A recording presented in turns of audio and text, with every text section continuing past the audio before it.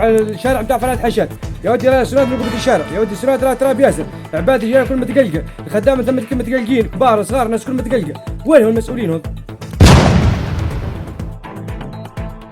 كلمنا فهمتني ولا الجانب بتاع المعتمديه قال لك انا تو نجيك ما جانيش، كلمنا سي ضوء العوينه ما جاناش، كلمنا في الصولات ما قابلنا حد يا اخي وينهم؟ وينهم؟ جاوبونا يا اخوي كان ثم كان البلاد ما فيهاش مسؤولين خلينا نخدموا هنا بايدينا. بيجي ها اليوم ها غدوه ها اليوم كثاحي يا سيدي، ها الناس كل بطال اليوم، ايش قال لنا سي كاتب العام شيت فهمت الاداره تقول ثم قلت عندي شيء يكرر وين 15 يوم ويجي شهر جيب الشهر من 15 يوم عمل ربنا المسؤولين ما ثم حتى حد جاري ثم يا ولك يا عبد الله جاري دورنا خانقه هو جاري هذا عبد الله بحكم يخدم على التراكس قال لك لا راه المشكله راهي في البارك بتاع البلديه قال لك فم المسؤول على البارك ثم قلت مسؤولين يعرفوا بعضهم قال لما تعمق ذو العويني يا عم ذو تعال على عين المكان تفرج على التراب كيف في الشارع كلمت المسؤول بتاع الجهوي هذا في المجلس البلدي هذا المحلي الطاهر ضيف الله يحكي لنا ما حكي حتى حد